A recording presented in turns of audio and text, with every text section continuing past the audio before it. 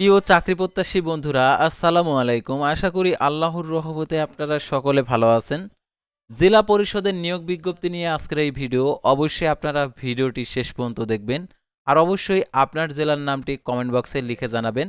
তো জেলা পরিষদ নিয়োগ বিজ্ঞপ্তি প্রকাশিত হয়েছে, দেখতে পাচ্ছেন 3 মার্চ 2026 খ্রিস্টাব্দ তারিখে।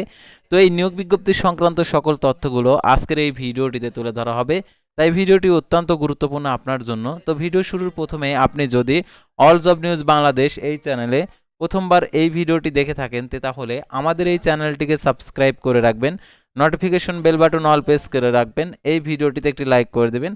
আর যারা ফেসবুক পেজে ভিডিও দেখছেন, ফেসবুক পেজটি ফলো দিয়ে রাখবেন। ডিসক্রিপশন বক্সে আমাদের ফেসবুক পেজের লিঙ্ক দেওয়া রয়েছে, আপনারা আমাদের ফেসবুক পেজেও নিয়োগ বিজ্ঞপ্তির আপডেট জানতে পারবেন।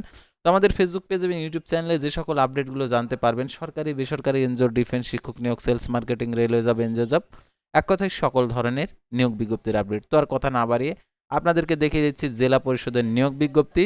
আর আপনার জেলার এই নিয়োগ বিজ্ঞপ্তিটা প্রকাশিত হলে অবশ্যই আপনাদেরকে জানিয়ে দেওয়া হবে, সেহেতু আপনার জেলার নামটি কমেন্ট বক্সে লিখে জানাবেন। তো ভিউয়ার্স, দেখতে পাচ্ছেন প্রথমে পদের নাম হিসাব রক্ষক, পদের সংখ্যা একটি, 11,000 টাকা থেকে 26,590 টাকা বেতন। শিক্ষাগত যোগ্যতা কোনো স্বীকৃত বিশ্ববিদ্যালয় হতে বাণিজ্য স্নাতক ডিগ্রি, প্রাতিষ্ঠানিক কাজে অভিজ্ঞতা। তারপরে দেখতে পাচ্ছেন ষাট লিপিকার নেবে একজন, 11,000 টাকা থেকে 26,590 টাকা বেতনে। তো দেখতে পাচ্ছেন যোগ্যতা উচ্চ মাধ্যমিক সার্টিফিকেট বা সমান শিক্ষাগত যোগ্যতা সহ ইংরেজি দ্রুত লিপিতে প্রতি মিনিটে 100 শব্দ এবং মুদ্রা অক্ষরিকে প্রতি মিনিটে দেখতে পাচ্ছেন 50 শব্দ, এবং বাংলায় দ্রুত লিপিতে প্রতি মিনিটে 70 শব্দ, মুদ্রা অক্ষরকে প্রতি মিনিটে 35 শব্দর কম্পিউটার চালানোর প্রয়োজনীয় দক্ষতা থাকতে হবে। বিভাগীয় প্রার্থীদের ক্ষেত্রে শিক্ষাগত যোগ্যতা বয়সীমা শিথিলযোগ্য, অর্থাৎ যারা জেলা পরিষদে চাকরি করেন তাদের ক্ষেত্রে এটা হচ্ছে শিক্ষাগত যোগ্যতা শিথিলযোগ্য। তো আপনারা অনেকে ভাবেন যে বিভাগীয় প্রার্থী বলতে সাধারণত যে বিভাগ বোঝায় ঢাকা, রাজশাহী, রংপুর, দিনাজপুর, তো এরকম না। সাধারণত যারা ওই বিভাগে আর কি জেলা পরিষদে চাকরি করে তাদেরকেই বলা হচ্ছে বিভাগীয় কর্মকর্তা। তো তারপরে দেখতে পাচ্ছেন উচ্চমান সহকারী, পদের সংখ্যা একটি, 10,200 টাকা থেকে 24,680 টাকা। কোন স্বীকৃত বিশ্ববিদ্যালয় হতে স্নাতক ডিগ্রি এবং দাপ্তরিক চিঠিপত্র লিখনের কাজের অভিজ্ঞতা।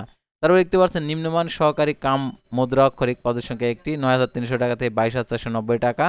কোন উচ্চ মাধ্যমিক সার্টিফিকেট সমান শিক্ষাগত যোগ্যতা এবং ইংরেজিতে প্রতি মিনিটে 40 শব্দ, বাংলায় 30 শব্দ টাইপিংয়ের করার যোগ্যতা ও কম্পিউটার চালানোর প্রয়োজনীয় দক্ষতা থাকতে হবে। তারপর দেখতে পাচ্ছেন ইলেকট্রিশিয়ান, পদের সংখ্যা একটি, 9,300 টাকা থেকে 22,490 টাকা। সরকার কর্তৃক স্বীকৃত কারিগরি প্রতিষ্ঠান হইতে সংশ্লিষ্ট বিষয়ে সনদপ্রাপ্ত। তারপর দেখতে পাচ্ছেন ডুপ্লিকেট মেশিন অপারেটর কাম দপ্তরে, পদের সংখ্যা একটি, এটা 8,800 টাকা থেকে 21,310 টাকা। মাধ্যমিক স্কুল সার্টিফিকেট ও সমমান শিক্ষাগত যোগ্যতা তৎসহ মেশিন চালানোর বাস্তব অভিজ্ঞতা। তারপর দেখতে পাচ্ছেন অফিস সহায়ক, পদের সংখ্যা একটি, 8,250 টাকা থেকে 20,010 টাকা। কোন স্বীকৃত বোর্ড হইতে ন্যূনতম দ্বিতীয় বিভাগ সমান সে পেতে মাধ্যমিক স্কুল সার্টিফিকেট সমান পরীক্ষা উত্তীর্ণ। তারপর দেখতে পাচ্ছেন প্রহরী নিবে একটি, 8,250 টাকা থেকে 20,010 টাকা। কোন স্বীকৃত বোর্ড হতে ন্যূনতম দ্বিতীয় বিভাগ সমান সে পেতে মাধ্যমিক স্কুল সার্টিফিকেট অর্থাৎ এসএসসি পাস। তারপরে দেখতে পাচ্ছেন এখানে, দেখতে পাচ্ছেন এখানে যে আরও যে পরিচ্ছন্নতা কর্মী, পদের সংখ্যা একটি, 8,250 টাকা থেকে 20,010 টাকা।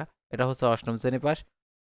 সুষ্ঠু দেহের অধিকারী হতে হবে। তো দেখতে পাচ্ছেন শর্ত বলে আবেদনকারীকে জন্মসূত্রে বাংলাদেশী নাগরিক, প্রকৃত নাগরিক হতে হবে এবং আবেদনের কর্তৃক নির্ধারিত ফর্মটি স্বহস্তে পূরণ করতে হবে এবং খামের উপরে পদের নাম উল্লেখপূর্বক আবেদন ফর্মটি ডাকযোগে 6/4/2026 খ্রিস্টাব্দ তারিখে অফিস চলাকালীন সময়ের মধ্যে নির্বাহী কর্মকর্তা জেলা পরিষদ সিরাজগঞ্জ বরাবর সরাসরি আবেদন গ্রহণ করা হবে না এবং নির্ধারিত সময়ের ফর্ম জেলা পরিষদের সিরাজগঞ্জের ওয়েবসাইট অর্থাৎ জনপ্রশাসন মন্ত্রণালয়ে পাওয়া যাবে এবং নির্ধারিত আবেদন ফর্মের চাহিদা ও নির্দেশনা অনুসারে প্রয়োজনীয় তথ্য প্রদান করতে হবে।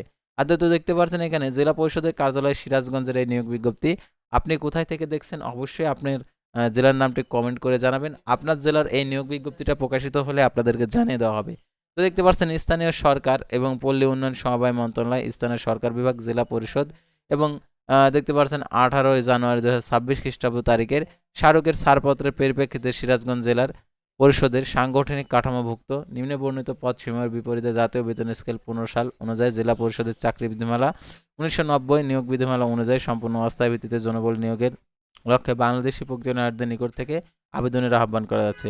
অর্থাৎ আপনি বাংলাদেশি নাগরিক হলে আবেদন করতে পারবেন। এখানে কোনো জেলা উল্লেখ নেই, অর্থাৎ সকল জেলার প্রার্থী আবেদন করতে পারবে। আবেদনকারী বয়স 6/4/2026 খ্রিস্টাব্দ তারিখে 18 থেকে 32 বছর মধ্যে হতে হবে। বয়স প্রমাণের ক্ষেত্রে অ্যাফিডেভিট গ্রহণযোগ্য নয়। আর মুক্তিযুদ্ধ প্রার্থীদের ক্ষেত্রে মুক্তিযুদ্ধের সনদ, তৃতীয় লিঙ্গ যারা প্রার্থী রয়েছেন, যারা হচ্ছে শারীরিক প্রতিবন্ধী রয়েছেন, তো এই সকল সনদপত্র অবশ্যই আর কি দাখিল করতে হবে। আর দেখতে পাচ্ছেন আবেদনপত্রের সাথে যে সকল কাগজপত্র যুক্ত করতে হবে যারা আবেদন করতে যাচ্ছেন, তো সেগুলো আর কি আপনাদেরকে দেখিয়ে দিচ্ছি যে সকল কাগজপত্র আপনাদেরকে প্রদান করতে হবে।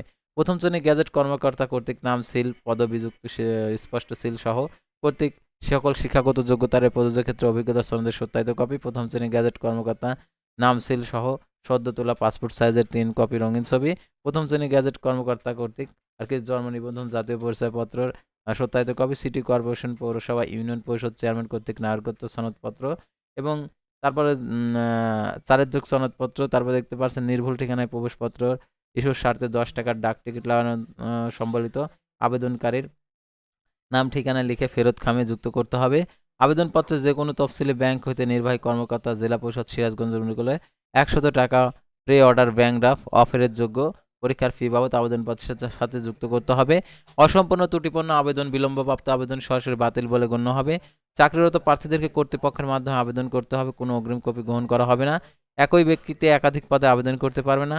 প্রার্থীদেরকে নির্বাচনী পরীক্ষার জন্য কোনো প্রকার টিএডি প্রদান করা হবে না। লিখিত, ব্যবহারিক ও মৌখিক পরীক্ষার মাধ্যমে নিয়োগ সম্পন্ন করা হবে।